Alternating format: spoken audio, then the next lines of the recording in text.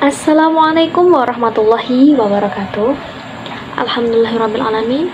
Wabihi nasta'in wa ala umuri dunya waddin. Wassalatu wassalamu ala asrofil anbiya'i wal mursalin wa ala alihi wa sahbihi ajma'in, amma ba'd. Baiklah, sebelum kita mulai materi kali ini, pembelajaran pembahasan hari ini, kita berdoa dulu. Berdoa mulai.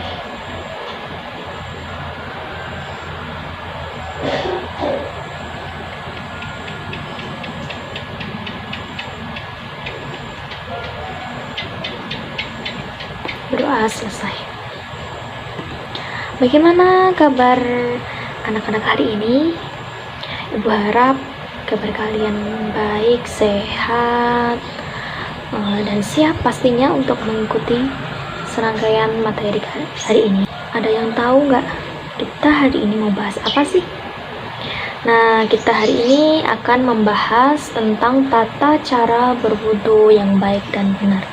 Nah, dari judulnya, kira-kira pasti bertanya-tanya, bagaimana sih tata cara berwudu yang baik dan benar itu? Nah, baik, kita akan mulai memasuki apa saja yang akan kita bahas pada pembahasan kali ini. Baiklah, untuk pembahasan materi kali ini sudah Ibu paparkan tentang peta konsepnya dari wudu itu sendiri. Yang pertama yang akan kita bahas adalah pengertian dari wudu itu sendiri. Bagaimana pengertian secara bahasa, secara istilah, dan nanti kita akan menyimpulkannya.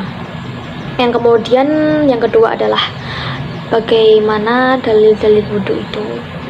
Sebenarnya ini dalil-dalil ini ada banyak ya, tapi cuma nanti Ibu ambil satu saja.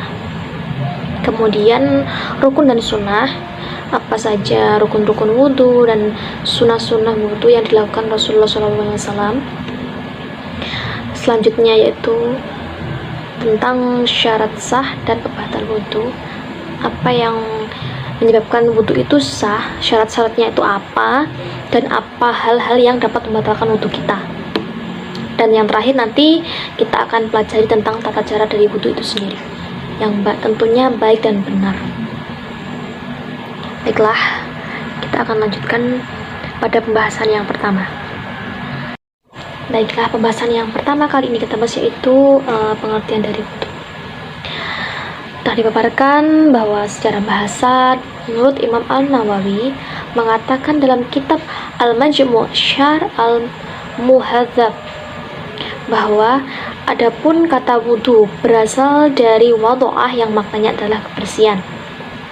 Sedangkan wudu secara istilah menurut dari Imam Asy-Syirbini dalam kitab Mughnil Muhtaj ila Ma'rifati Ma'ani Al-Fadhi Al-Minhaj bahwa bahwasanya adapun wudu menurut istilah syar'i adalah aktivitas khusus yang diawali dengan niat atau aktivitas menggunakan air pada anggota badan khusus yang diawali dengan niat. Pengertian menurut bahasa secara singkatnya saja ya, bahwa pengertian wudhu itu adalah merupakan salah satu cara mensucikan anggota tubuh dengan air. Hal ini berkaitan dengan seorang muslim diwajibkan bersuci setiap akan melaksanakan sholat. Saya kira tidak hanya melaksanakan sholat saja ya, bahwa berwudu itu dilakukan saat kita misal ingin menyentuh mushaf Al-Quran atau tawaf, dan masih banyak yang lainnya.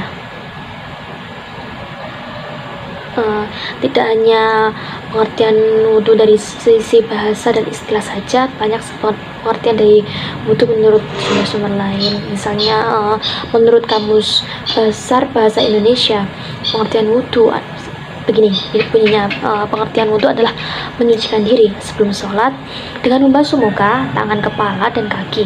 Sementara itu dilansir dari artikel-artikel itu juga ada yang menyebutkan juga bahwa pengertian wudhu secara istilah adalah menggunakan air yang dapat mensucikan pada 4 anggota tubuh. 4 anggota tubuh ini yaitu berupa menyangkut wajah, tangan, dan kaki dengan sifat yang khusus menurut syariat. Kemudian kita bahas dalil wudhu. Apa dalil wudhu? Kita ambil saja dari salah satu dari banyak berbagai sumber. Kita ambil dari Quran surat Al-Maidah ayat 6. Perintah wudhu sesuai dengan firman Allah Subhanahu wa taala. Bismillahirrahmanirrahim. Ya ayyuhalladzina amanu idza qumtum ila sholati faghsilu wujuhakum wa aydiyakum ilal marafiqi wamsahu bi ru'usikum wa arjulakum ilal ka'bayn. Yang artinya, hai orang-orang yang beriman, apabila kamu hendak mengerjakan sholat, maka basuhlah mukamu dan tanganmu sampai dengan siku, dan sapulah kepalamu dan basuh kakimu sampai dengan kedua mata kaki. Nah, dari ayat ini saja sudah dapat disimpulkan bahwa berwudu itu yang pertama yaitu membasuh muka, kedua yaitu membasuh tangan sampai siku, yang ketiga menyapu kepala dengan air, dan yang keempat adalah basuh kaki sampai dengan mata kaki. Kemudian selanjutnya adalah rukun dan sunah-sunah. Di sini ditekankan bahwasanya pentingnya kita mempelajari masalah rukun wudhu ini sebenarnya untuk mengukur apakah wudhu kita dianggap sah atau tidak.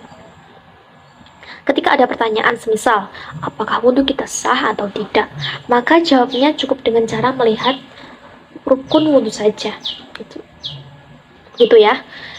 Jika semua rukun wudhu terpenuhi, dalam artian dilaksanakan semua rukun wudhunya ketika wudhunya kita, maka wudhu itu dianggap sah. Jadi pada intinya rukun wudhu ini adalah sesuatu yang harus ada atau wajib kita lakukan ketika berwudhu. Sah atau tidaknya wudhu itu tergantung pada terpenuhinya atau tidaknya rukun wudhu tersebut. Nah, dalam kita kutip dari mazhab Syafi'i disebutkan bahwa rukun wudhu itu ada 6. Nah, rukun wudhu yang pertama yaitu niat membasuh wajah.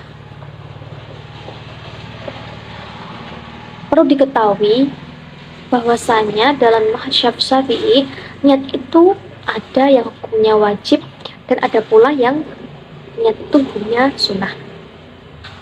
Bagaimana maksudnya? Maksudnya adalah niat yang hukumnya wajib itu yaitu niat yang kita hadirkan dalam hati pada saat kita membasuh wajah. Adapun niat yang dilafazkan berwudu itu sebelum berwudu hanyalah sunnah. Maka dari sini sah atau tidaknya wudu itu ketika itu tergantung pada niat yang terlintas dalam hati ketika kita membasuh wajah kita. Yang kedua yaitu membasuh wajah. Batasan wajah sendiri yaitu pada bagian atas yaitu adalah kening ya. Kening tepat tumbuhnya rambut sampai dagu. Bagi yang punya jenggot tipis wajib meratakan air ke bagian luar dan dalam jenggot. Namun jika jenggotnya lebat maka cukup bagian luarnya saja yang terkena air ya. Kemudian batasan dari samping dari bagian telinga kanan sampai telinga kiri semua harus terkena basuhan air. Yang selanjutnya adalah membasuh kedua tangan sampai siku. Rukun ketiga ini yaitu membasuh kedua tangan hingga siku. Tidak ada aturan secara khususnya, boleh dari ujung jari kemudian ke arah siku ataupun sebaliknya ya, dari siku menuju ujung jari tangan. Jadi batasan tangan itu yaitu pada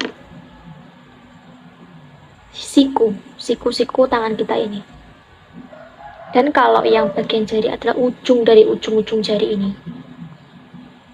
Kemudian yang selanjutnya yaitu rukun wudhu yang keempat keempat, mengusap sebagian kepala.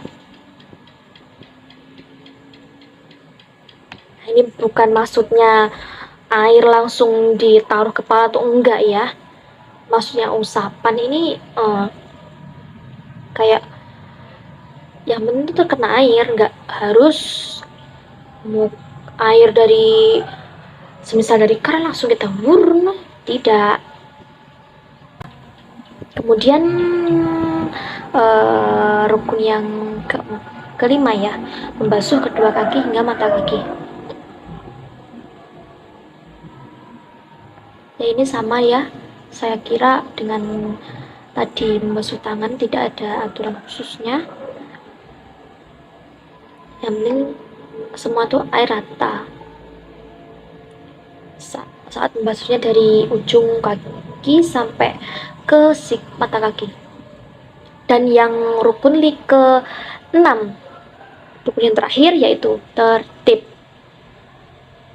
Maksud dari tertib itu sendiri yaitu 4 anggota tubuh yang sudah kita sebutkan, yaitu wajah, kedua tangan, kepala, dan kaki haruslah berurutan.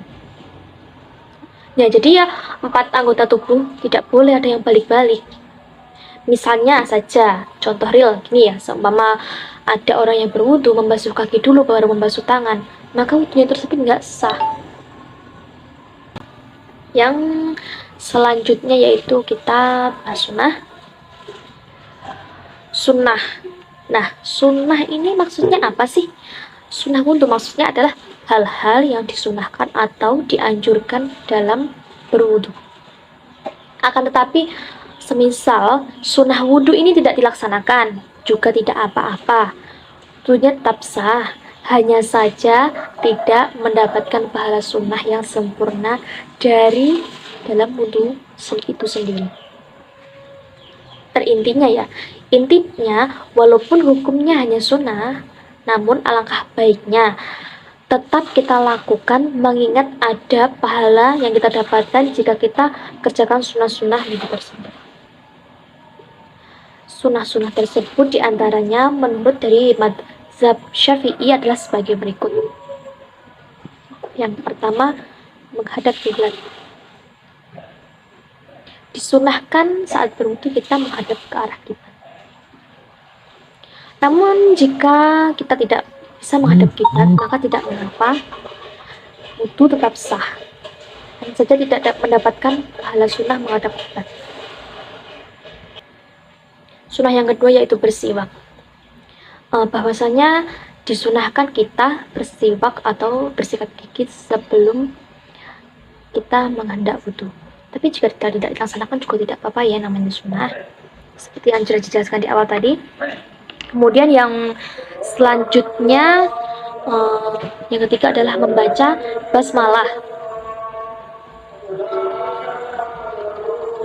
Kemudian yang keempat yaitu melafazkan niat sebelum wudu.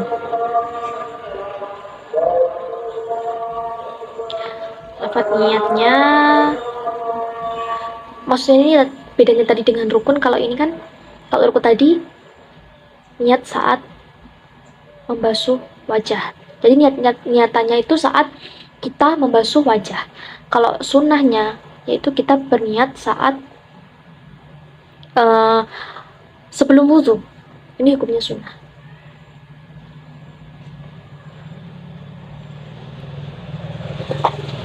Ini pasti sudah pada tahu itu, nama itu wudu li rafa'il hadatsil asghari fardhu lillahi ta'ala. Saya niat untuk wudu menghilangkan hadas kecil fardu karena Allah Ta'ala. Hal ini dilakukan agar kita bisa membantu niat dalam hati ketika membasuh wajah. Jadi kalau semisal niatnya dilakukan juga pada awal wudu, itu merupakan sunnah. Maksudnya awal wudu ini niatnya kita sebelum melakukan wudu. Selanjutnya, sunnah wudu yang selanjutnya yaitu membasuh kedua telapak tangan. Maksudnya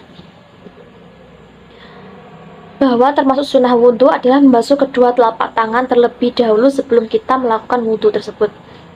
Sunnah yang ke-6 yaitu berkumur-kumur. Dan selanjutnya yang ketujuh, istinsyaq. Disebutkan bahwa yang dimaksud dengan istinsyaq itu adalah menghirup air ke dalam hidung, atau kita bisa sebutnya kayak paling mudahnya itu membasuh hidung ya. Sunnah selanjutnya yang ke-8 yaitu mengusap seluruh kepala. Kan kalau tadi ya yang rukun itu membasuh sebagian. Nah, ini kalau sunnahnya kita melakukan akan lebih baik, yaitu ketika kita berwudu tersebut membasuh seluruh kepala kita, bukan kita siram dengan air ya, maksudnya ini kayak mengusap gitu, mengusap kepala sampai seluruhnya. Baiklah, pembahasan selanjutnya yang sunnah yang ke 9 yaitu mengusap kedua telinga. Disunahkan ketika mengusap telinga menggunakan air yang baru lagi. Maksudnya tidak menggunakan air dari saat kita membasuh kepala tadi. Dan yang selanjutnya yang ke-10 menyela jenggot dan jari. Nah, ini juga sunnah ya, menyela jenggot dan menyela jari dengan jari kita. Yang ke-11 yaitu mendahulukan bagian kanan. Ini juga ada hadisnya dari Ahmad, hadis riwayat Ahmad, Abu Daud, Ibnu Majah, Ibnu Huzaimah, Ibnu Hibban, dan Baihaqi, bahwasanya Rasulullah Shallallahu Alaihi Wasallam bersabda, bila kalian berpakaian dan berwudu maka mulailah dari bagian-bagian kanan. Ini juga termasuk sunnah. Dan yang selanjutnya yaitu membasuh dan mengusap 3 kali. Ini juga sunnah. Dan yang ke-13 yaitu berdoa setelah wudu. Dan sunnah yang selanjutnya yaitu adalku, maksudnya adalah disunahkan ketika berwudu memijit atau menggosok-gosok dengan tangan. Itu juga sunnah. Dan yang terakhir adalah muwalah. Maksud dari muwalah ini adalah berwudu dengan berkesinambungan tanpa jeda atau tanpa putus-putus. Namun juga disebutkan apabila kita menjeda wudu kita dalam artian tidak muwalah, maka wudunya tersebut tetap sah. Misalnya saja ya, contohnya ketika membasuh tangan, tiba-tiba air yang kita gunakan habis, sehingga kita harus mencari air terlebih dahulu di tempat lain. Maka ini terjeda beberapa saat. Maka ini disebut tidak mualah. Dan ketika kita menemukan air kemudian langsung lanjut mengusap kepala, maka tidak apa-apa. Namun afdolnya, lebih baiknya mengulang wudu dari awal. Gitu ya. Selanjutnya syarat sah kita wudu. Yang pertama yaitu air yang digunakan untuk berwudu haruslah air yang mutlak atau air suci. Berarti selain itu air yang tidak suci, berarti wudu kita tidak sah. Yang kedua yaitu air yang halal, bukan hasil gosap atau hasil dari curian. Dan yang ketiga suci anggota wudu dari najis. Jadi kalau kita berwudu, kalau kita punya najis, kalau kita punya terkena najis maksudnya ya, maka kita seharusnya membersihkan najis kita dulu baru kita melaksanakan wudu. Itu ya. Dan selanjutnya di sini kita akan bahas 6 dari perkara yang membatalkan wudu. Bahwa di dalam mazhab Syafi'i, hal yang membatalkan wudu tersebut ada 6 perkara. Yang pertama adalah sesuatu yang keluar dari kemaluan. Yang keluar dari kemaluan itu apa ya? Yang termasuk yaitu benda cair seperti air kencing, air mani, wadi, mazi, darah, nanah, atau cairan apapun yang berasal dari kemaluan. Selain itu, selain benda cair ya juga bisa benda padat. Dan benda padat ini bisa termasuk dengan kotoran manusia. Dan termasuk juga najis yang wujudnya berupa benda gas seperti kentut. Semua itu apabila keluar lewat dua lubang kubul dan dubur, maka wudunya menjadi batal. Kemudian yang kedua yaitu tidur dalam keadaan tidak duduk. Maksudnya bahwa termasuk membatalkan wudhu adalah tidur dalam keadaan tidak menempatkan bokong atau pantat ke lantai. Selanjutnya yaitu hilang akal. Hilang akal ini dimaksudnya adalah sebab karena mabuk, gila, dan pingsan. Dalil yang melandasi hal ini adalah hias pada masalah tidur. Orang yang tidur itu tidak disadarkan diri, apalagi hilang akal karena mabuk, misalnya yang sama-sama tidak sadarkan diri, maka wudhunya juga akan batal. Yang keempat adalah sentuhan kulit yang bukan mahram. Perlu diketahui bahwa jika sentuhan yang terjadi adalah menyentuh kuku, gigi, dan rambut wanita, maka wudhunya tidak batal. Apabila sentuhan kulit dengan kulit yang ada kain yang menghalangi, maka wudhunya juga tidak batal. Begitu juga sentuhan dengan sesama mahram, wudhunya juga tidak batal.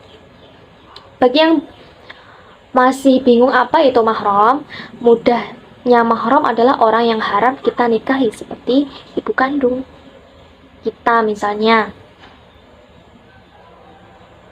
Maka sentuhan dengan ibu kandung tidak batal. Dan sebaliknya, bukan mahram adalah orang yang halal kita nikahi, seperti wanita lain yang bukan keluarga dari kita misalnya. Maka jika terjadi sentuhan kulit dengan kulit, maka wudhunya akan batal. Yang kelima yaitu menyentuh hubul. Dan yang keenam yaitu menyentuh dubur. Dan materi selanjutnya adalah tata cara berwudu. Mari kita simak video pembelajarannya. Nah, begitulah ya kira-kira bagaimana sih wudu itu. Sudah dijelaskan panjang lebar dari mulai pengertian wudu, dalil wudu, kemudian rukun dan sunnah, syarat sah dan pembatal wudu, dan yang terakhir yaitu tata cara wudu. Sekian penjelasan dari Ibu. Apabila ada kurang dan lebihnya Ibu mohon maaf yang sebesar-besarnya.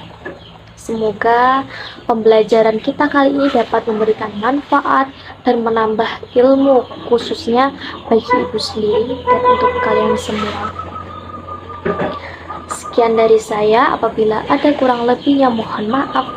Wassalamualaikum warahmatullahi wabarakatuh. Dan selamat berjumpa di video selanjutnya. Terima kasih.